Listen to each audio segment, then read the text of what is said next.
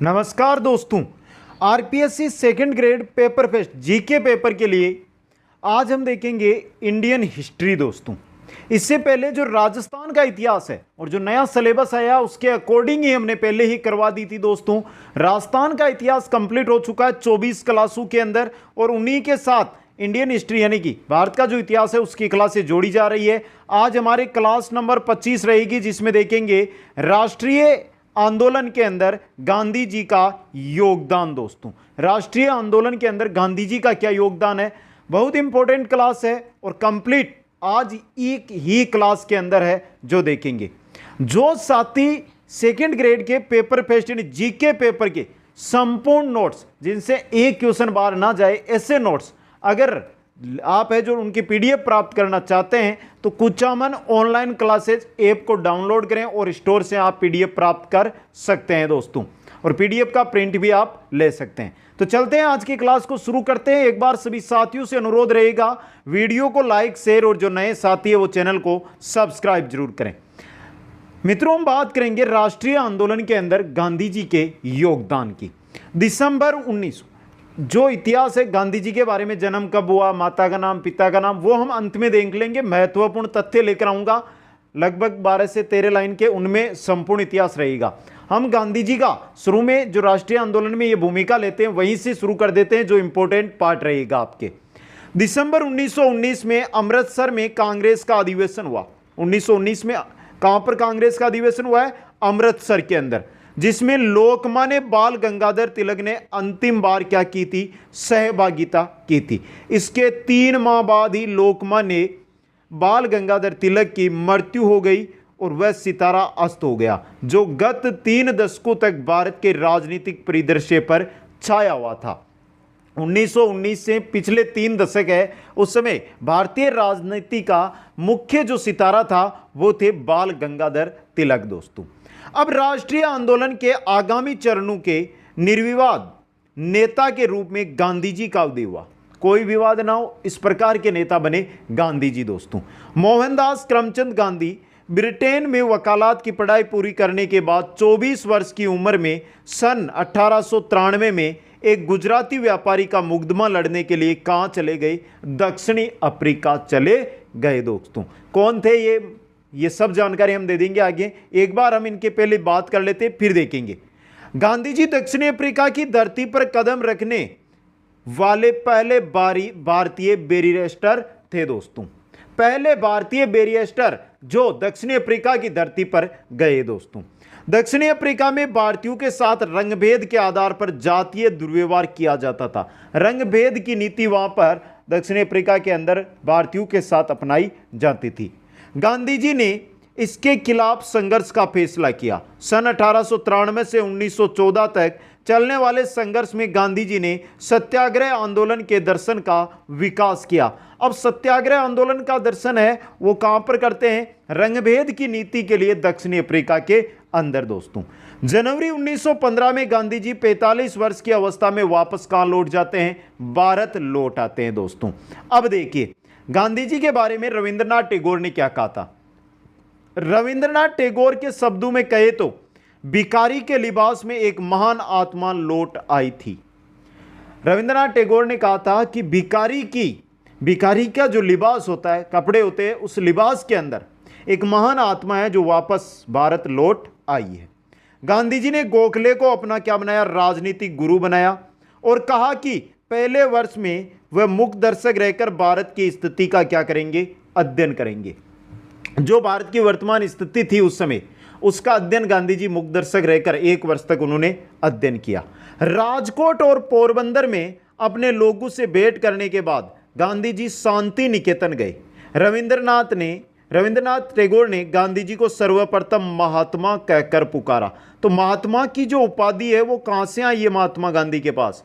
ये आई है रविंद्रनाथ टैगोर से। दोस्तों, गांधी जी ने भारत में अपनी राजनीतिक गतिविधियों की शुरुआत कब की है? 1917 में उत्तरी बिहार में चंपारण नामक जगह से की। चंपारण जो सत्याग्रह है वहां से गांधी जी ने भारत की जो राजनीतिक है उसमें गतिविधियां प्रारंभ की। दोस्तों, अब देखिए चंपारण, अहमदाबाद, खेड़ा आंदोलनों ने गांधी जी को देश की जनता के नजदीक आने का क्या दिया, अवसर दिया। अब इसी के बीच सरदार पटेल के बारे में हम थोड़ी सी जानकारी ले लेते हैं, जो भी आपके टॉपिक है उसका हिस्सा रहेगा। सरदार पटेल है वो गांधी जी से किस प्रकार मिलते हैं। सरदार पटेल भाई, सरदार वल्लभ भाई पटेल गांधी जी के परम भक्तों में से थे। गांधी जी के क्या थे, ये भक्त थे। स्वयं गांधी जी ने उनकी बारदोली भूमिका में, बारदोली जो आंदोलन है उसमें भूमिका को देखते हुए उन्हें सरदार नाम से संबोधित किया था। तो नाम था वल्लभ भाई पटेल, सरदार किसने दे दिया, गांधी जी ने, जो आगे चलकर सदा के लिए उनके नाम से पहले जुड़ गया दोस्तों। तो सरदार वल्लभ भाई पटेल पढ़ते हैं तो सरदार जो इनको उपाधि दी गई है वो किनके द्वारा दी गई है, गांधी जी के द्वारा। तो क्वेश्चन बन गया ना आपका इंपॉर्टेंट एक। सरदार वल्लभ भाई पटेल ने गुजरात के नाडियाद नामक स्थान पर एक कर्षक परिवार में जन्म लिया था।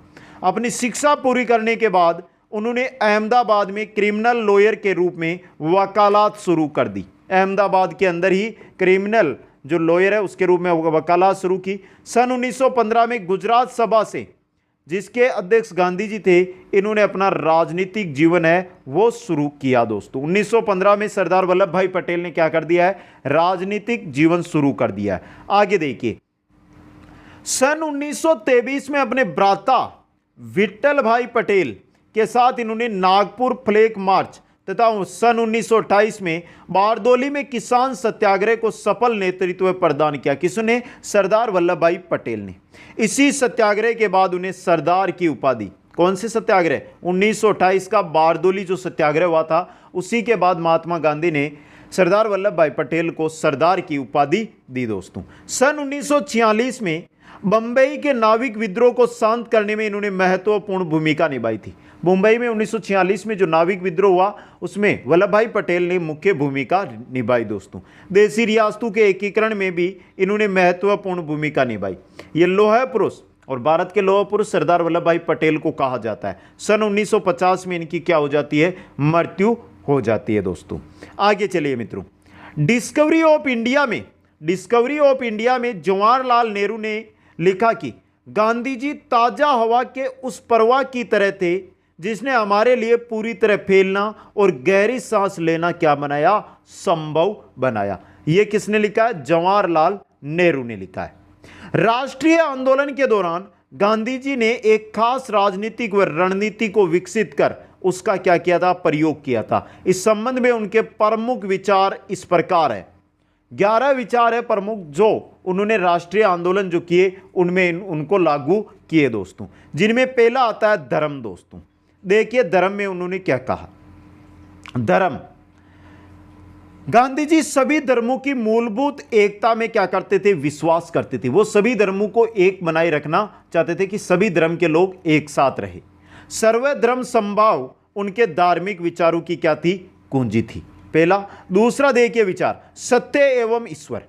ईश्वर में जो कुछ साक्षात है, विश्व में जो कुछ शाश्वत है, निरपेक्ष है, वह सार्वभौमिक है, वह गांधी जी के लिए क्या है, सत्य है। ईश्वर को गांधी राम कहते थे। ईश्वर को है जो महात्मा गांधी क्या कहते थे, राम कहते थे। लेकिन उनके अनुसार राम दशरथ पुत्र न होकर शाश्वत ब्रह्मा का नाम था राम। राम किसका नाम था, शाश्वत ब्रह्मा का। उनके अनुसार अपने में अनंत गुणा विश्वासी विश्व क्या है, ईश्वर है। उनके अनुसार कि अपने में जो हम अनंत गुणा विश्वास करते हैं वही क्या है, ईश्वर है, राम है दोस्तों। तीसरा उनका विचार था अहिंसा, जिसको लेकर गांधी जी को हम आज भी कहते हैं कि अहिंसा के पुजारी थे वो। अहिंसा से गांधी जी का अभिप्राय क्या था, मन, वचन और कर्म से किसी को दुख न पहुंचाना। मन से, वचन से और कर्म से किसी को भी दुख न पहुंचाना, अहिंसा दोस्तों। अपने सक्रिय रूप में अहिंसा समस्त जीवों के प्रति सद्भावना है और यह विशुद्ध प्रेम है दोस्तों। अहिंसा वीरों व कायरों का मार्ग नहीं है। जो वीरू होते, जो कायर होते, उनका अहिंसा मार्ग नहीं होता, उनका हिंसा मार्ग होता है दोस्तों। यह तो उन वीरों का मार्ग है जो अपने आदर्शों के लिए मृत्यु का सामना करने के लिए प्रस्तुत होते हैं दोस्तों। कायरता व हिंसा में वे हिंसा को क्या देते थे, तरजीह। यानी अगर बात आ जाए कायरता और हिंसा की, अहिंसा के पुजारी थे महात्मा गांधी। लेकिन बात आ जाए, एक तो है कायरता, एक है हिंसा, इनमें से आप किसको आगे रखेंगे? तो वहां पर वो किसको? हिंसा को तरजीह यानी आगे रखते थे। कायरता से बेस्ट है हिंसा करना दोस्तों। नेक्स्ट उनका जो विचार था वो था सत्याग्रह। सत्याग्रह का अर्थ है सत्य के प्रति आग्रह।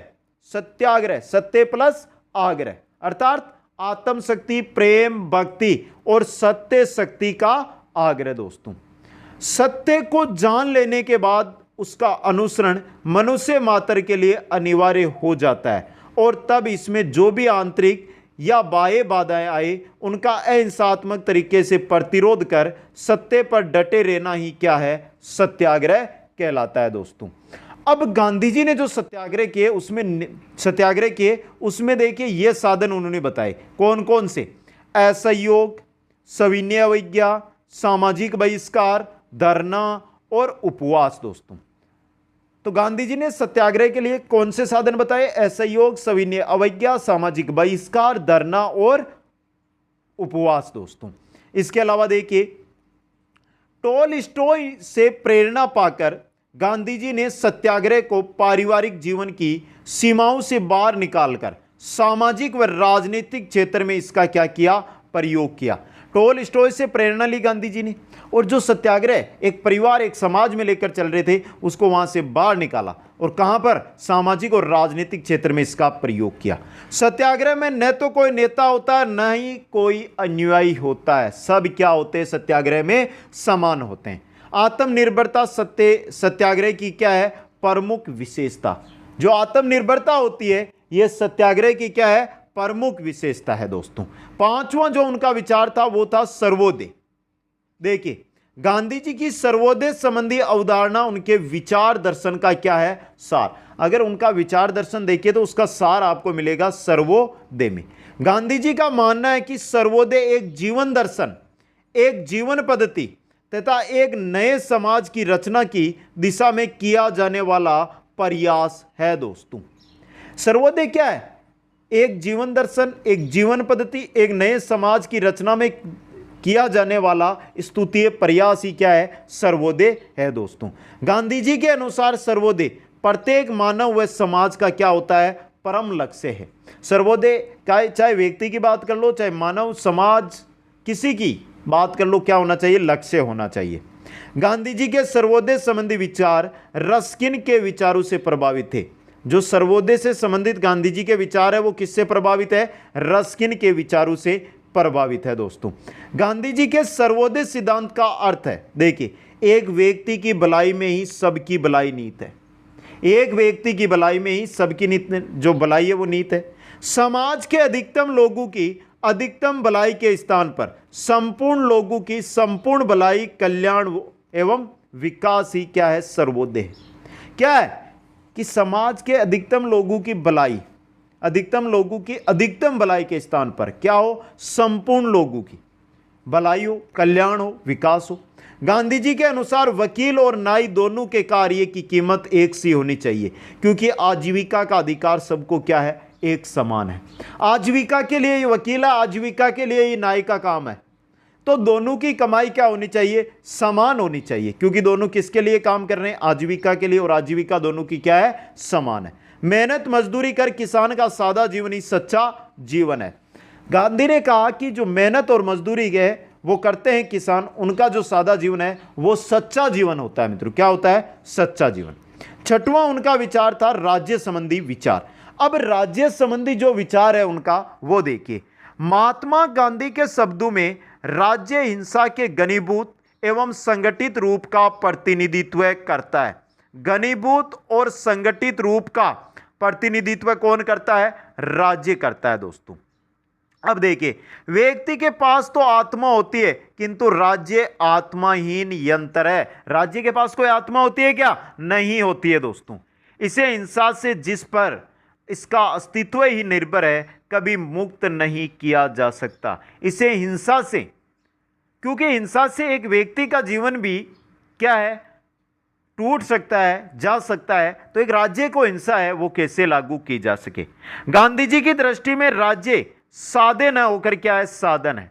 जीवन के प्रत्येक क्षेत्र में अपनी स्थिति को सुधारने में जनता को सक्षम बनाने के अनेक साधनों में से एक क्या है? राज्य है दोस्तों, ये गांधी जी ने कहा। इसके अलावा देखिए, थोरो के समान उन्होंने कहा कि वही शासन सर्वश्रेष्ठ है जो कम से कम शासन करता है। शासन कौन सा सर्वश्रेष्ठ है? वह सर्वश्रेष्ठ है जिसके अंदर जो नेता है वो शासन कम करे। क्या करे? शासन कम करे। शासन अगर अधिक करने लग गए तो वो राज्य नहीं रहेगा, वो शासन सर्वश्रेष्ठ राज्य के लिए अच्छा नहीं रहेगा दोस्तों। सातवां उनका विचार था कुटीर धंधों का समर्थन। देखिए, गांधी जी छोटे छोटे कुटीर धंधों के क्या थे? समर्थक थे, जिससे सभी लोगों को क्या मिले? रोजगार मिल सके तथा स्वदेशी की भावना है लोगों के अंदर जागृत हो सके। उनका मानना था कि मशीनों के व्यापक प्रयोग से धन व संपत्ति का केंद्रीकरण थोड़े लोगों के हाथों में हो जाता है। जितना आज के समय आप देख रहे हैं कि जितनी मशीनें आ रही है, उतना ही जो संपत्ति है वो कम लोगों के हाथों में केंद्रित होती जा रही है। जबकि पहले क्या था कि हर एक कार्य में मशीनें थी नहीं, मजदूर काम करते थे, तो संपत्ति है वो विभक्त होती थी। आज जिस कार्य के लिए 50 मजदूर काम करते थे, वहां पर मशीनों का प्रयोग आने के बाद 3, 4, 5 मजदूर काम करते हैं, तो जो संपत्ति है वो केंद्रित हो रही है। 45 लोगों की जो संपत्ति है वो एक ही आदमी के पास जा रही है।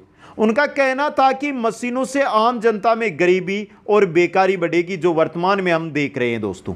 मशीनों के व्यापक प्रयोग से धनिक और धनिक होंगे, निर्धन और अधिक निर्धन बनते जाएंगे। जो गरीब है वो गरीब बनेंगे, जो धनी है वो धनी बनते जाएंगे। किसके प्रयोग से? मशीनों के प्रयोग से दोस्तों। गांधी जी मशीनों के विरोधी नहीं थे।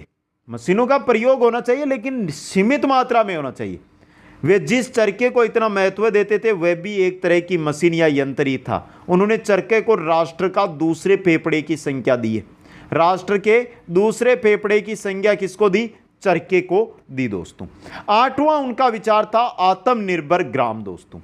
ग्राम स्वराज एवं शोषणविहीन समाज की संरचना गांधी जी के आर्थिक दर्शन का क्या मुख्य आधार थी दोस्तों। गांधी जी को विश्वास था कि घरेलू धंधों का पुनर्गठन अब भी संभव है। जो घरेलू धंधे हैं उनका पुनर्गठन क्या है? अब भी संभव है, जिससे ग्रामवासियों को न सिर्फ शारीरिक भूख अपितु नैतिक पतन की पीड़ा से भी बचाया जा सकता है। इस वजह से आत्मनिर्भर गांव है वो गांधी जी के विचारों में थे। नौवां उनका विचार था जो बहुत इंपॉर्टेंट था, ट्रस्टीशिप अथवा न्यासदारिता संबंधी विचार। ट्रस्टीशिप या न्यासिता की अवधारणा गांधीवादी आर्थिक व्यवस्था की मौलिक इकाइयों में से है, जिसका आधार वस्तुतः अहिंसा, स्वराज और क्या है? समता है दोस्तों। अब देखिए, गांधी जी के अनुसार न्यायशीलता ऐसा साधन है जो अहिंसात्मक है तथा जिसके माध्यम से आर्थिक परिवर्तन लाया जा सकता है दोस्तों। इसके मूल में यह भावना काम करती है कि धनवान व्यक्तियों द्वारा अपनी अतिरिक्त संपत्ति के लिए सुरक्षितता की भावना रहनी चाहिए और अपने पड़ोसियों की तुलना में उसे 1 रुपया भी ज्यादा नहीं रखना चाहिए दोस्तों। गांधी जी का इसका मैटर क्या था? मैटर समझिए आप। देखिए, यहां से मैटर आएगा आपको समझ में। धनवान व्यक्तियों द्वारा अपनी अतिरिक्त संपत्ति के लिए सुरक्षितता की भावना रहनी चाहिए। चाहे धनवान हो लेकिन उसका पड़ोसी है, उतने ही रुपए उसके पास होने चाहिए, उसके बराबर, उससे 1 रुपया भी अधिक नहीं होना चाहिए। यह थी न्यासदारिता संबंधी विचार दोस्तों। आगे देखिए, गांधी जी ने ट्रस्टीशिप की अवधारणा को अत्यंत गतिशील माना दोस्तों। गांधी जी का ट्रस्टीशिप सिद्धांत एक प्रकार से उस समस्या का समाधान था जिसे श्रम और पूंजी के बीच अपरिहार्य संघर्ष कहा जाता है। श्रम और पूंजी के बीच जो अपरिहार्य संघर्ष है, यही था गांधी जी का ट्रस्टीशिप सिद्धांत। न्यासिता का एक बुनियादी सिद्धांत है कि पूंजीपति और श्रमिक दोनों मिलकर न्यासी होंगे, कोई किसी का मालिक नहीं होगा। चाहे श्रमिक हो चाहे मालिक, वहां का जो क्या है पूंजीपति लोग है वो मालिक ना बने, वो भी श्रमिक के समान कार्य करे, कोई किसी का मालिक ना बने। न्यासिता का सिद्धांत इस तथ्य पर आधारित है कि पारस्परिक त्याग व सेवा के द्वारा ही अपने लक्ष्यों को प्राप्त किया जा सकता है। गीता का भी यही सिद्धांत है कि देवताओं की सेवा करके तुम उन्हें प्रसन्न रखो तो वे तुम्हें प्रसन्न रखेंगे और तुम इस पारस्परिक सेवा से अपना सर्वोच्च देवता पा सकोगे। दोस्तों, न्यासिता के लिए गांधी जी, न्यासिता की स्थापना हेतु गांधी जी ने 6 सूत्र दिए थे। अब 6 सूत्र कौन कौन से हैं वो देखिए मित्रों। पहला सूत्र, न्यासिता समाज की वर्तमान पूंजीवादी व्यवस्था को समाजवादी व्यवस्था में परिवर्तित करती है। यह पूंजीवाद में सुधार करने के अवसर प्रदान करती है। जो पूंजीवादी व्यवस्था है ना, जिसके अंदर जो अमीर है वो मालिक बनकर बैठ जाता है, इसको क्या करना चाहते थे गांधी जी? समाजवादी व्यवस्था में, कि समाज के अंदर कोई मालिक ना हो, सभी क्या हो? बराबर हो, श्रमिक हो। यह संपत्ति के निजी अधिकार की समाप्ति में विश्वास करती है। जो संपत्ति का हमें निजी अधिकार मिला है ना, इसकी समाप्ति पर विश्वास करती है। यह पूंजी के स्वामित्व एवं उपयोग पर व्यवस्थापन नियमों को परतक नहीं करती है। यह किसी भी व्यक्ति को समाज के हितों के विरुद्ध निजी स्वार्थ के लिए संपत्ति संग्रह की प्रवृत्ति नहीं देती। जो न्यासिता है मित्रों, कोई व्यक्ति है जो समाज के हितों के विरुद्ध अगर निजी स्वार्थ के लिए संपत्ति संग्रह करता है तो उसकी जो है स्वीकृति नहीं देती। इसमें न्यूनतम पारिश्रमिक निर्धारित करने के साथ साथ समाज में व्यक्ति की अधिकतम आय की सीमा भी निर्धारित की जाएगी। एक न्यूनतम पारिश्रमिक हम सुनते हैं, न्यूनतम वेतन हम देखते हैं, तो इसके साथ गांधी जी का मानना था न्यासिता के साथ कि एक अधिकतम पारिश्रमिक भी तय होना चाहिए, उससे अधिक किसी को नहीं मिलना चाहिए। अर्थव्यवस्था में उत्पादन का स्वामित्व सामाजिक आवश्यकताओं के आधार पर निर्धारित होगा, नहीं कि व्यक्तिगत इच्छा या लाभ के द्वारा। ये न्यासिता के 6 सिद्धांत बताए।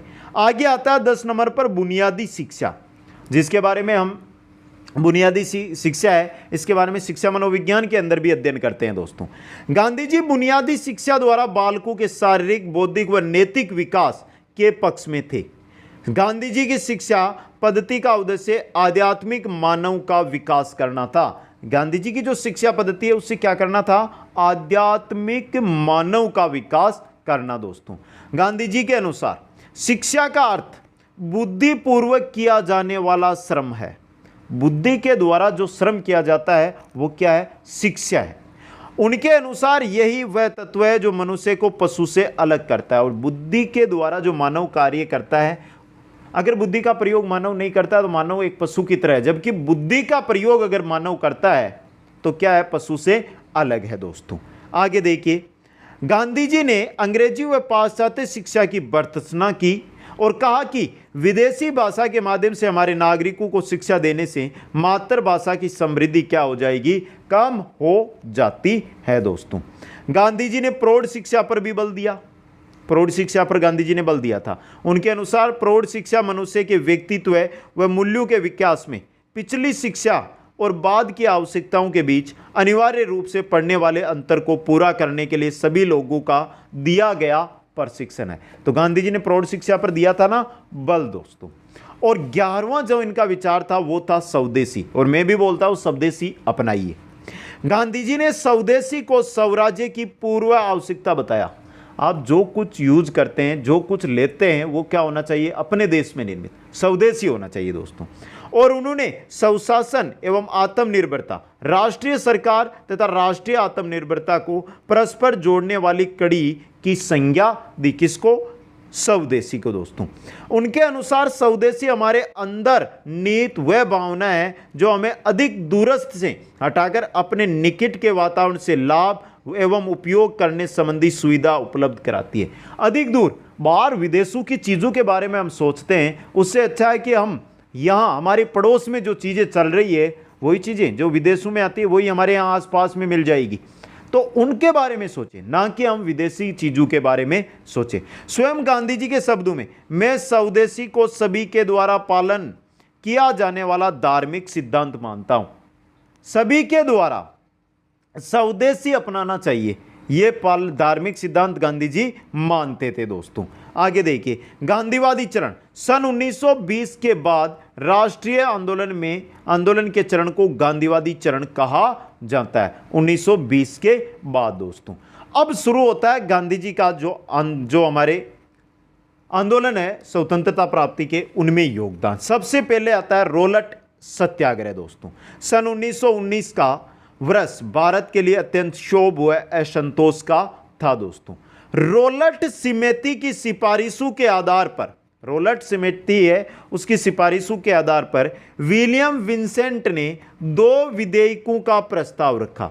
अब देखिए इन विधेयकों के द्वारा यह व्यवस्था की गई थी कि जिस व्यक्ति पर राजद्रोही होने का संदेह हो उसकी गतिविधि पर नियंत्रण रखा जाए, जिस व्यक्ति से शांति भंग होने की संभावना हो उसे बंदी बनाया जाए दोस्तों। ये थे 2 विधेयक।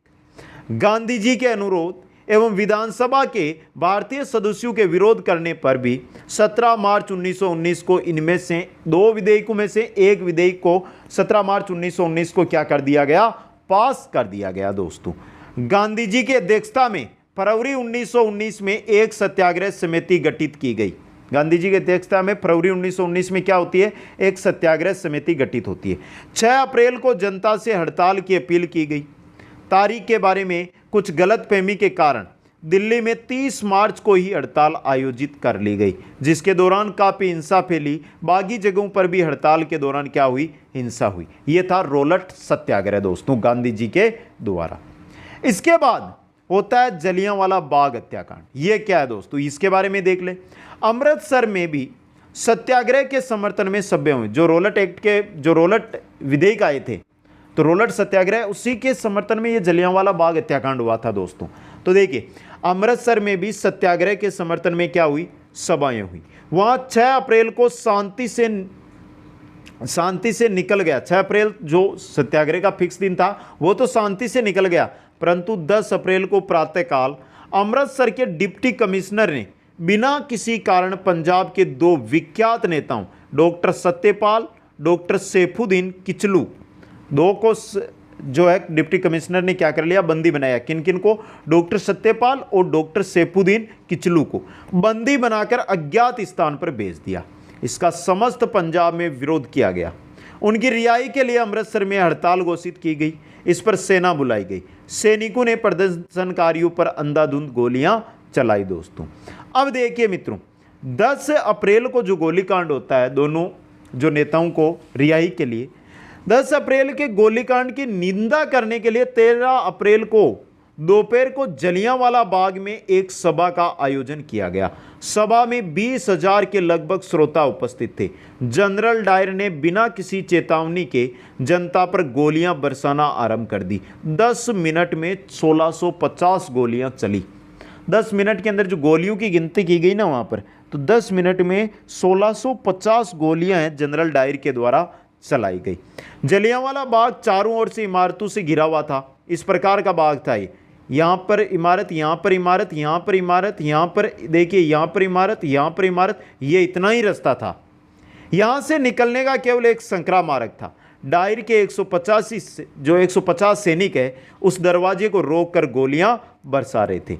अब देखिए मित्रों, सरकारी रिपोर्ट के अनुसार मृतकों की संख्या 379 थी, जबकि कांग्रेस की रिपोर्ट के अनुसार 500 थी। संख्या कितनी थी? 500 थी। सरकार के अनुसार आहतों की संख्या 15,000, क्यों 20,000 थे। 20,000 में से 15,000 तो वहां पर घायल हुए, और लगभग अगर हम कांग्रेस की रिपोर्ट माने उस समय की, तो 500 लोगों की वहां पर जान गई दोस्तों। अब देखिए 13 अप्रैल को अमृतसर में घटी यह घटना जलियांवाला बाग हत्याकांड के नाम से क्या हुई, प्रसिद्ध है दोस्तों। इस घटना के विरोध में गवर्नर जनरल की कार्यकारी परिषद से भारतीय सदस्य शंकरन नायर ने मार्शल लॉ के विरुद्ध त्यागपत्र दे दिया। रविंद्रनाथ टैगोर ने भी पंजाब की घटना से विक्षुब्ध होकर अपनी सर की जो उपाधि है वो लौटा दी। तो सर की उपाधि क्यों लौटाई है? जलियांवाला बाग हत्याकांड से दुखी होकर। हत्याकांड की जांच हेतु गठित हंटर समिति की कार्यवाही से सभी राष्ट्रवादी बहुत क्षुब्ध हुए। यानी जो समिति बनाई जांच के लिए हंटर समिति, वो भी क्या थी? अंग्रेजों की तरफ ही थी दोस्तों। यह था जलियांवाला बाग हत्याकांड जो रोलट सत्याग्रह के दौरान हुआ दोस्तों। आगे चलिए, इसके बाद चलते हैं असहयोग आंदोलन की ओर। असहयोग आंदोलनों में क्या क्या गांधी जी का योगदान है दोस्तों। गांधी जी जब दक्षिणी अफ्रीका में थे तभी से उनके मन में हिंदू मुस्लिम एकता को लेकर दिलचस्पी पैदा हो गई थी। कहां पर थे ये? जब अफ्रीका में थे, दक्षिण अफ्रीका गए थे वहां पर वकालत के लिए, तो वहां पर देखिए मित्रों, हिंदू मुस्लिम एकता को लेकर इनके मन में क्या थी, दिलचस्पी थी दोस्तों। उनके लिए खिलाफत आंदोलन हिंदुओं और मुसलमानों को एकता में बांधने का एक ऐसा अवसर था जो सैकड़ों वर्षों में नहीं आएगा दोस्तों। नवंबर 1919 में गांधी जी खिलाफत सम्मेलन के अध्यक्ष चुने गए। खिलाफत सम्मेलन के नवंबर 1919 में इनको क्या चुन दिया गया, अध्यक्ष चुन दिया गया। सम्मेलन में मुसलमानों से कहा गया कि वे मित्र राष्ट्रों की विजय के उपलक्ष्य में आयोजित सार्वजनिक उत्सवों में भाग न लें। धमकी दी गई कि यदि ब्रिटेन ने तुर्की के साथ न्याय नहीं किया तो बहिष्कार व असहयोग शुरू किया जाएगा। किसका, ब्रिटेन का दोस्तों। आगे देखिए, अहिंसात्मक असहयोग की नई योजना कांग्रेस ने सितंबर 1920 में कलकत्ता के अपने विशेष अधिवेशन में स्वीकार की।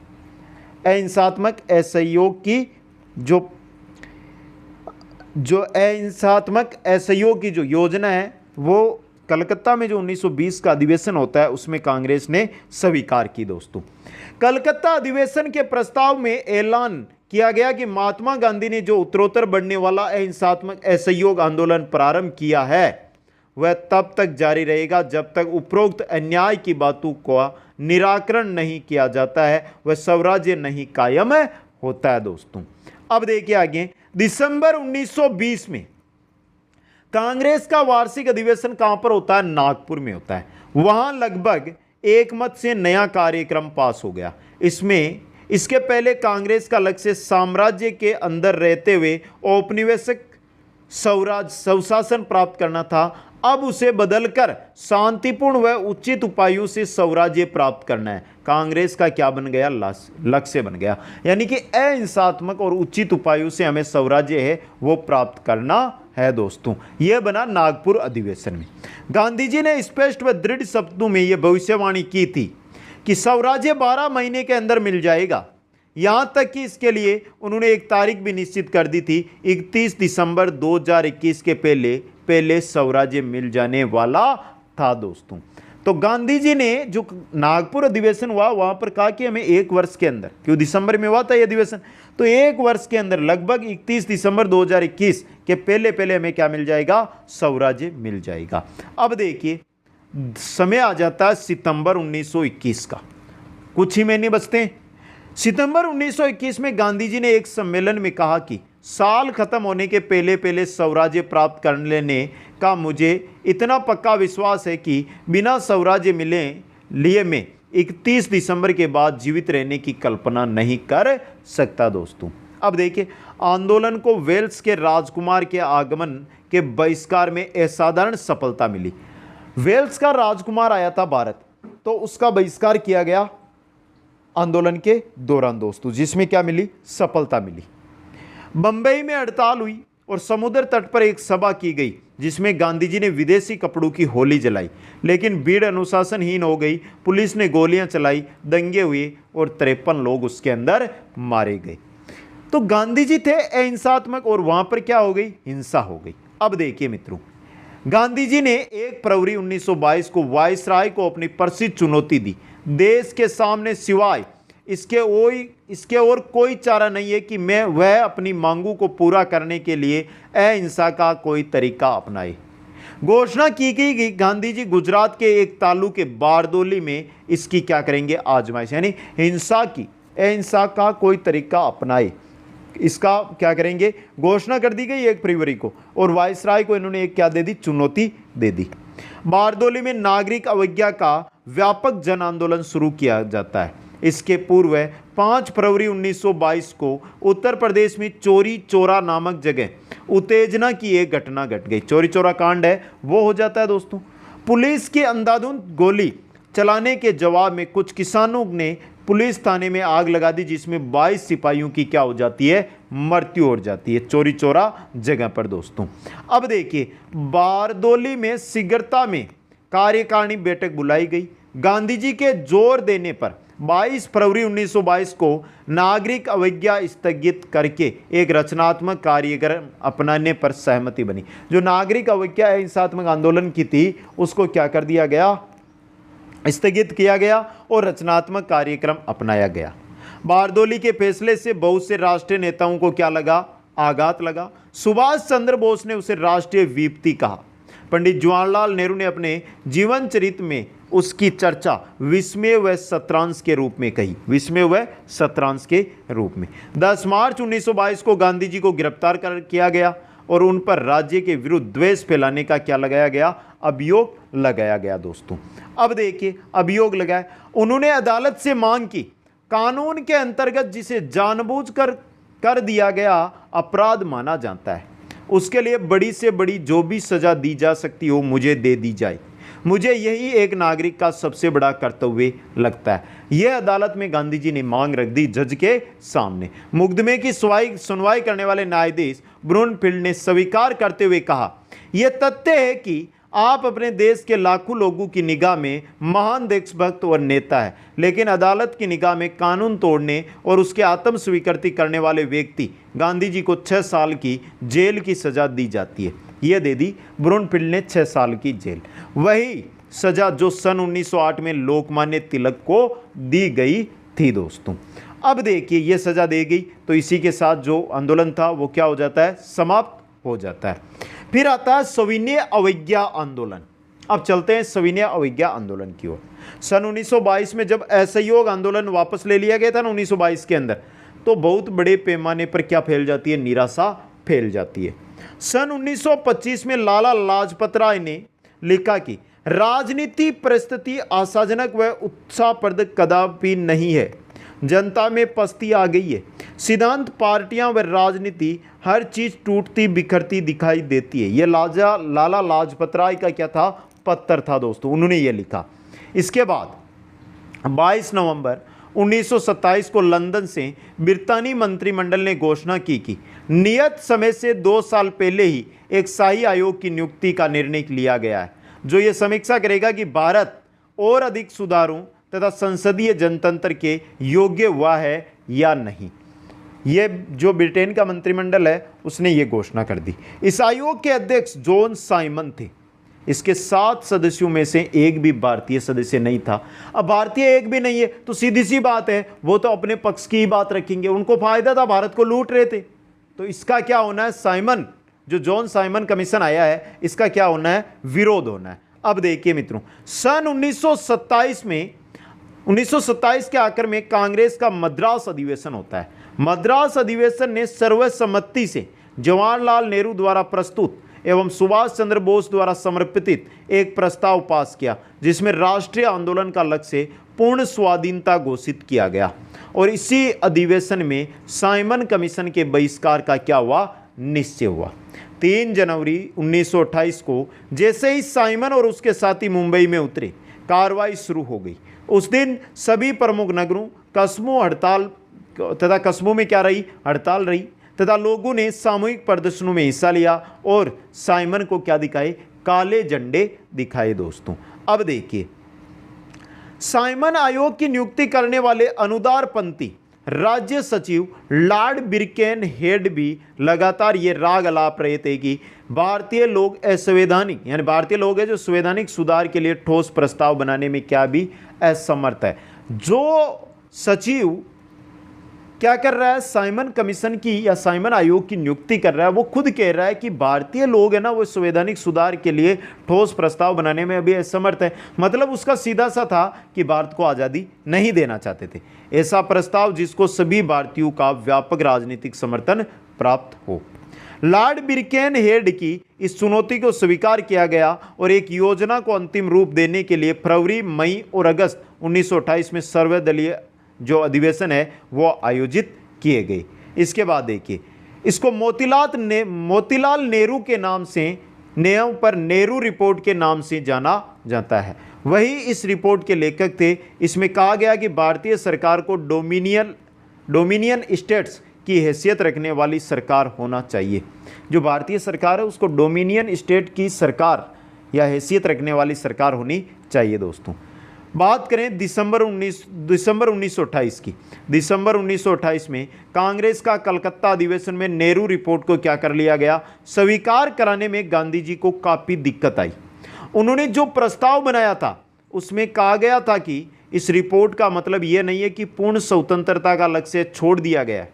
अगर सरकार 31 दिसंबर 1929 तक ये रिपोर्ट मंजूर नहीं कर लेती है तो कांग्रेस एक बार अहिंसात्मक असहयोग आंदोलन छेड़ेगी और इस बार करबंदी से उसकी क्या की जाएगी, शुरुआत की जाएगी।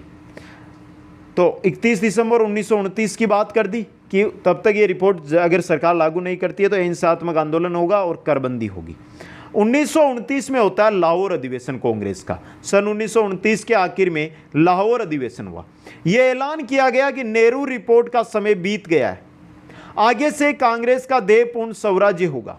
जवाहरलाल नेहरू का अध्यक्षीय भाषण, विदेशी शासन से अपने देश को मुक्त करने के लिए अब हमें खुला विद्रोह करना और साथियों आप लोग और देश के सभी लोग इसमें हाथ बटाने के लिए क्या है, सादर आमंत्रित है। यह लाहौर से भाषण किसने दिया, पंडित जवाहरलाल नेहरू ने। दोस्तों 26 जनवरी 1930 को सारे देश में पहला स्वतंत्रता दिवस मनाया गया। 26 जनवरी 1930 को कांग्रेस की कार्यकारिणी की सन 1929 में हुई लाहौर कांग्रेस में यह अधिकार गांधी जी को दिया गया कि वह देश में सविनय अवज्ञा आंदोलन छेड़े। सविनय अवज्ञा आंदोलन छेड़े। दोस्तों अब देखिए सविनय अवज्ञा आंदोलन सन 1930 में मध्य फरवरी में साबरमती आश्रम में कांग्रेस कार्यकारिणी की क्या हुई, बैठक हुई, जिसमें गांधी जी को इस बात का अधिकार दिया गया कि वह अपनी इच्छा से जब और जिस जगह से चाहे सविनय अवज्ञा आंदोलन को क्या कर सकते हैं, शुभारंभ कर सकते हैं, प्रारंभ कर सकते हैं। 31 जनवरी की गांधी जी की चेतावनी भरी मांग को, जिसमें न्यूनतम मांगों का 11 सूत्री मांग पत्र पेश किया गया था, लॉर्ड इरविन ने अनदेखा कर दिया। इसलिए अब एक ही रास्ता बचा, वो बचा सविनय अवज्ञा आंदोलन। और इसका शुरुआत होती है दांडी यात्रा। तो दांडी यात्रा और सविनय अवज्ञा आंदोलन का प्रथम दो देखिए, गांधी जी ने सविनय अवज्ञा आंदोलन का प्रारंभ नमक पर से कर हटाने को लेकर दांडी यात्रा से किया था। जो नमक पर कर लगता था उसको हटाने को लेकर किया था। गुजरात के समुद्र तट पर स्थित ग्राम दांडी से गांधी द्वारा नमक के कानून को तोड़ने का उदाहरण देश में सर्वतः अनुकरणीय बन गया। अपने निर्धारित स्थान दांडी पहुंचने के लिए गांधी जी ने अपने साथियों के साथ पैदल 200 मील यात्रा और 6 अप्रैल 1930 को उन्होंने वहां नमक कानून बनाकर नमक कानून की अवज्ञा की। दोस्तों यह था दांडी यात्रा। दोस्तों इसका देशवासियों पर क्या पड़ा, व्यापक प्रभाव पड़ा और देश के हजारों लोगों ने नमक कानून की अवज्ञा कर नमक बनाना आरंभ कर दिया। जनता में आंदोलन के लिए जो उत्साह बढ़ रहा था, उधर सरकार का दमन चक्र भी दिन प्रतिदिन कुर्र होता जा रहा था। दोस्तों फिर हो जाती है गांधी जी, जब कानून तोड़ दिया तो गिरफ्तारी होनी। गांधी जी की गिरफ्तारी और उस पर प्रतिक्रिया। सत्याग्रहियों पर ब्रिटिश सरकार के कठोर और क्रूर अत्याचारों से ने महात्मा गांधी का दिल दहल गया। उन्होंने गवर्नर जनरल को इस हादसे का एक पत्र लिखा, परंतु उसका कोई असर नहीं पड़ा। जब महात्मा गांधी ने दारासना के नमक कारखानों पर अधिकार करने की घोषणा की तो 5 मई 1930 को उन्हें बंदी बना लिया गया और उनकी गिरफ्तारी की उग्र प्रतिक्रिया होती है। दोस्तों दारासना के अंदर क्या थी, नमक कारखाने थे, उन पर गांधी जी ने घोषणा कर दी कि उन पर अधिकार करेंगे। तो 5 मई को उनको क्या कर लिया जाता है, बंदी बना लिया जाता है। अब देखिए बंबई के 50,000 मजदूर काम छोड़कर सड़कों पर आ गए। मुंबई के औद्योगिक नगर सोलापुर में आंदोलन ने भयंकर रूप धारण किया। 8 मई के जुलूस में पुलिस फायरिंग में कई लोग भी वहां पर मारे गए। दोस्तों फिर होता है गांधी इरविन समझौता। ये क्या है, प्रथम गोलमेज सम्मेलन असफल हो गया था, कांग्रेस ने भाग नहीं लिया था, अतः इरविन ने गांधी जी को 19 फरवरी 1931 को मिलने बुलाया। इस वार्ता के परिणाम स्वरूप कांग्रेस कार्य समिति पर लगाया गया प्रतिबंध भी हटा दिया गया। दोस्तों तो 19 फरवरी 1931 को बुलाया गया गांधी जी को। 26 फरवरी को गांधी जी सहित समिति के सभी सदस्य जो बिना शर्त क्या कर दिए गए, रिहा कर दिए गए। 5 मार्च 1931 को गांधी जी और इरविन के मध्य क्या होता है, एक समझौता होता है। यह समझौता है, उसमें क्या क्या प्रावधान किए गए वो ये रहे। दोस्तों ब्रिटिश सरकार ने सभी अध्यादेशों व अभियोगों को वापस ले लिया। जो भी अध्यादेश, जो भी कानून बनाए थे उनको वापस ले लिया। हिंसात्मक कार्रवाइयों में लिप्त के अलावा सभी सत्याग्रहियों को मुक्त कर दिए गए। सत्याग्रहियों की जब सम्मति भी लौटा दी गई। महात्मा गांधी ने आंदोलन वापस ले लिया। दूसरे गोलमेज सभा में कांग्रेस ने सम्मिलित होना स्वीकार कर लिया। शराब की दुकानों और विदेशी वस्त्रों की दुकानों पर शांतिपूर्वक धरना देना स्वीकार कर लिया गया। इसके अलावा समुद्र किनारे के समीप बसने वाले व्यक्तियों को बिना टैक्स दिए नमक बनाने की अनुमति दे दी गई। ये आपका गांधी इरविन समझौता था दोस्तों। फिर शुरू होता है सविनय अवज्ञा आंदोलन का दूसरा दौर। थोड़ा स्पीड के साथ चल रहे हैं क्योंकि टॉपिक एक कहानी की तरह है, ये जो आप कहानी की तरह अगर इसको पढ़ते जाएंगे तो आपको ये याद होता जाएगा दोस्तों। सविनय अवज्ञा आंदोलन का जो दूसरा दौर है वो क्या कहता है? द्वितीय गोलमेज सभा में गांधी जी ने सांप्रदायिक एकता के लिए प्रशंसनीय कार्य किए, परंतु साम्राज्यवादी ब्रिटिश सरकार ने उन्हें कोई सफलता नहीं मिलने दी। अतः गांधी जी दिसंबर 1931 में स्वदेश लौट आए और जून 1932 में दूसरी गोलमेज सभा स्थगित कर दी गई। भारत के नए वायसराय विलिगंडन ने अपना दमन चक्र है वो प्रारंभ कर दिया। वायसराय तथा भारत मंत्री ने महात्मा गांधी को पुनः बंदी बनाकर अनुदार नीति का क्या किया? परिचय दिया दोस्तों। अब देखिए, वायसराय ने कांग्रेस का दमन करने के हेतु 4 जनवरी 1932 को 4 अध्यादेश और जारी कर दिए गए। प्रदर्शनकारियों पर गोलियां चलना अब क्या हो गई थी? आम बात हो गई थी। अगस्त 1932 में मैकडोनाल्ड ने सांप्रदायिक पंचाट की घोषणा कर दी। ये सांप्रदायिक पंचाट क्या? देखिए, गांधी जी ने ब्रिटेन के प्रधानमंत्री को पत्र लिखकर सूचना दी कि यदि दलित वर्गों के प्रत्येक निर्वाचन को समाप्त नहीं किया गया तो वे 30 सितंबर से आमरण अनशन प्रारंभ कर देंगे। ये सांप्रदायिक पंचाट था जिसके अंदर दलित वर्ग है, जो दलित समुदाय है, उनका प्रत्येक अलग से निर्वाचन है वो कर दिया गया। सरकार पर इसका कोई भी असर नहीं हुआ, परंतु दलित वर्ग के नेता डॉक्टर अंबेडकर ने दलित वर्ग के प्रत्येक निर्वाचन को वापस कराने का वायदा कर गांधी जी का जो अनशन है वो तुड़वाया। यह सन 1932 का पूना समझौता कहलाता है। यही है पूना समझौता, जो आप पढ़ते हैं ना, पूना समझौता, यह हुआ था 1932 में। अंबेडकर ने तुड़वाया था गांधी जी का व्रत, जिसको हम आमरण अनशन बोलते हैं। आगे देखिए, 8 मई 1933 को उन्होंने पुनः 21 दिन का अनशन किया। वायसराय से उन्होंने पुनः मिलने का प्रयास किया, परंतु उन्हें स्पष्ट कह दिया गया कि पहले आंदोलन समाप्त करो। इस पर गांधी जी ने जुलाई 1933 में सामूहिक आंदोलन समाप्त कर व्यक्तिगत सत्याग्रह करने की घोषणा की। इसके साथ ही कांग्रेस की समस्त संघर्ष समितियां हैं वो समाप्त कर दी जाती है। अगस्त 1933 में गांधी जी को पुनः बंदी बना लिया जाता है। जैसे ही गांधी जी कुछ करना चाहते हैं, बंदी बनाकर डाल दो जेल के अंदर। अनशन करने पर जब गांधी जी का स्वास्थ्य बिगड़ने लगा तो सरकार ने 23 अगस्त को बिना शर्त उनको रिहा कर दिया गया दोस्तों। रिहा करने के बाद मई 1934 में कांग्रेस का अधिवेशन हुआ। इस अधिवेशन में आंदोलन बिना शर्त वापस ले लिया गया। जून 1934 में कांग्रेस पर से प्रतिबंध है जो हटा लिया गया। सविनय अवज्ञा आंदोलन भारतीय राष्ट्रवाद के इतिहास में दूसरा सार्वजनिक राष्ट्रीय संघर्ष था जो 1934 में क्या होगा? समाप्त हो गया। क्रेसफोर्ड ने इसकी उपलब्धियों के संदर्भ में लिखा, भारतीय अपना विभाग निश्चित कर चुके थे। गांधी जी एक सौम्य तथा निष्क्रिय राष्ट्र को शताब्दियों की निंदा से जगा दिया था। किसने? गांधी जी ने। यह क्रेसफोर्ड ने लिखा था। अब बात करते हैं गांधी जी के महत्वपूर्ण तथ्यों के बारे में। यहां पर आपका सार आ जाएगा पूरे टॉपिक का। गांधी जी का नाम मोहनदास करमचंद गांधी था, इंपॉर्टेंट चीज है। पिता का नाम करमचंद गांधी व माता का नाम पुतलीबाई था। गांधी जी का जन्म 2 अक्टूबर 1869 ईस्वी में गुजरात के पोरबंदर नामक स्थान पर हुआ था। पोरबंदर को उस समय सुदामापुरी के नाम से जाना जाता था। 1883 ईस्वी में कस्तूरबा के साथ इनका विवाह हुआ। 1888 ईस्वी में बम्बई से इंग्लैंड कानून की पढ़ाई करने के लिए रवाना हुए। 1891 में बैरिस्टर की डिग्री प्राप्त की। वह इसी वर्ष से 1891 में भारत आ जाते हैं। 6 महीने तक यहाँ पर रुकते हैं। यहाँ पर वकालत भी इन्होंने प्रारंभ की। 1892 में सर्वप्रथम बम्बई में वकालत प्रारंभ की। गांधी जी को प्रथम मुकदमा मम्मीबाई नामक एक गरीब महिला का मिला। बम्बई में खलीफा आंदोलन में गांधी जी का ये मुकदमा हार गए। बाद में ये राजकोट में वकालत करने लगे। अब्दुल्ला एंड कंपनी के मुकदमे की पैरवी हेतु 1893 में दक्षिण अफ्रीका गए। काले कानून के खिलाफ आंदोलन चलाने में के लिए 1894 में नेटाल इंडिया कांग्रेस की स्थापना इन्होंने वहाँ पर की। 1895 में नेटाल सुप्रीम कोर्ट में एडवोकेट के रूप में मान्यता प्राप्त की। नेटाल इंडिया कांग्रेस है, इसकी सुप्रीम कोर्ट में ये क्या थे, एडवोकेट थे, तो इन्होंने मान्यता प्राप्त कर ली। 1896 में 6 माह के लिए भारत आए एवं परिवार के साथ कुर्लैंड जहाज से दक्षिणी अफ्रीका वापस चले गए। 6 माह यहाँ रुके और परिवार को साथ लेकर वापस कहाँ चले गए, कुर्लैंड जहाज से दक्षिणी अफ्रीका चले गए।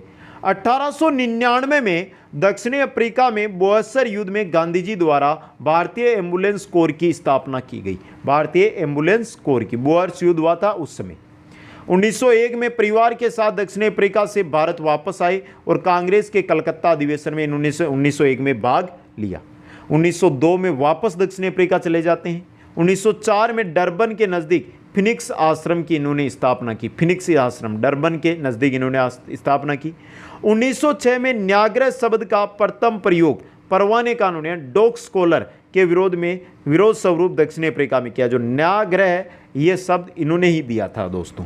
इसके आगे 1908 में जेल जीवन का प्रथम अनुभव प्राप्त किया दक्षिणी अफ्रीका के अंदर। जेल जीवन का है जो प्रथम अनुभव होता है। 1909 में टोलस्टॉय को प्रथम पत्र लिखा। इसी वर्ष एक शिष्टमंडल के साथ इंग्लैंड गए। इंग्लैंड से वापसी में जहाज पर हिंद स्वराज, जहाज में जब चल रहे थे उस समय प्लेनें नहीं थी, पानी वाले जहाज थे, नामक एक पुस्तक लिख दी इन्होंने, हिंद स्वराज। जोहान्सबर्ग में 1910 में टोलस्टॉय फार्म की स्थापना की और यह जमीन जर्मन के केलनबेक ने प्रदान की थी गांधी जी को। 1913 में गांधी जी की सहायता के लिए गोखले ने एंड्रूज एवं पियर्सन को दक्षिणी अफ्रीका भेजा। गोखले ने भेजा कि एंड्रूज व पियर्सन को कि गांधी जी आए और हमारी यहाँ पर सहायता करें। 9 जनवरी 1915 को भारत में बंबई के अपोलो बंदरगाह पर गांधी जी है जो वापस आते हैं इंडिया और उतरते हैं। अब देखिए इसके बाद फिरोज शाह मेहता ने इन्हें भारतीय स्वाधीनता संग्राम है उसका वीर कहा। किसने कहा? फिरोज शाह मेहता ने। गांधी जी के राजनीतिक गुरु गोपाल कृष्ण गोखले थे। गोपाल कृष्ण गोखले इनके राजनीतिक गुरु थे। 1915 में अहमदाबाद में साबरमती आश्रम की स्थापना इन्होंने की। चर्चिल ने गांधी जी को नंगे फकीर कहकर संबोधित किया था। नंगे फकीर कहा था चर्चिल ने। 1924 में कांग्रेस के बेलगांव अधिवेशन की जो अध्यक्षता है वो किसने की? गांधी जी ने की। 1934 में कांग्रेस से इन्होंने इस्तीफा दिया। प्राथमिक शिक्षा नीति से संबंधित वर्धा योजना 1937 में इन्होंने बनाई। 1941 में गौ सेवा संघ की स्थापना इन्होंने की। इसके अलावा गांधी जी को भारत के आध्यात्मिक राजदूत की पदवी से फ्रांसीसी थे उन्होंने विभूषित किया था। आध्यात्मिक राजदूत की पदवी। सांप्रदायिक हिंदू मुस्लिम दंगों को रोकने के लिए 49 गांवों की यात्रा की जिसमें प्रसिद्ध नोहाकिला गांव यात्रा है जो शामिल है दोस्तों। 30 जनवरी 1948 को नई दिल्ली के बिरला भवन में प्रार्थना करने जाते समय नाथूराम गोडसे ने गोली मारकर गांधी जी की क्या कर दी? हत्या कर दी दोस्तों। बात करें गांधी जी की पत्र पत्रिकाएं और पुस्तकों की। पुस्तकें कौन कौन सी है इनकी? तो देखिए द इंडिया फ्रेंचाइजी एवं appeal to every Britain in South Africa का प्रकाशन 1895 में गांधी जी ने किया था। राजकोट में 14 अगस्त 1896 में द ग्रीन पैम्पलेट को प्रकाशित किया। द ग्रीन पैम्पलेट को प्रकाशित किया। 1903 में इंडियन ओपिनियन का प्रकाशन किया। 1904 में गुजराती में आहार विज्ञान पर लेख लिखे। इसको अंग्रेजी भाषा में अनुवाद कर गाइड टू हेल्थ नामक पुस्तक भी इन्होंने प्रकाशित की दोस्तों। 1909 में SS किंडोनन कासल नामक जहाज पर हिंद स्वराज नामक पुस्तक लिखी। 1919 में गुजराती मासिक पत्रिका नवजीवन का संपादन प्रारंभ किया। बाद में यह हिंदी साप्ताहिक रूप में प्रकाशित हुई दोस्तों। 1919 में अंग्रेजी में यंग इंडिया का संपादन किया जो बहुत एग्जामों में पूछी भी गई है। 1925 में अपनी आत्मकथा the story of my experiment with tooth का लेखन कार्य है प्रारंभ किया। 1933 में हिंदी और अंग्रेजी में हरिजन का प्रकाशन प्रारंभ किया। माई अर्ली लाइट एवं माई चाइल्डहुड नामक पुस्तकें भी गांधी जी ने लिखी। तो ये प्रमुख पुस्तकें पत्र पत्रिकाएं गांधी जी की हैं। अब बात करें सम्मान व पदकों की तो 1899 में जुल्लू युद्ध व बोहर युद्ध पदक है उससे सम्मानित हुए गांधी जी। 9 जनवरी 1915 को केसर ए हिंद सम्मान से भी इनको सम्मानित किया गया। यह था राष्ट्रीय आंदोलनों के अंदर गांधी जी का योगदान, जो हमने पढ़ा एक कहानी की तरह है। एक बार में समझ में नहीं आया है तो आप जो नोट्स है PDF है वहाँ से प्राप्त करके एक कहानी की तरह पढ़िए, कहानी की तरह सन याद रखिए, अपने आप याद हो जाएगा। एक कहानी है दोस्तों। क्लास कैसी लगी कमेंट करके बता दें। वीडियो को लाइक शेयर और जो नए साथी है चैनल को जरूर सब्सक्राइब करें। आप सभी को बहुत बहुत धन्यवाद। जय हिंद, जय भारत।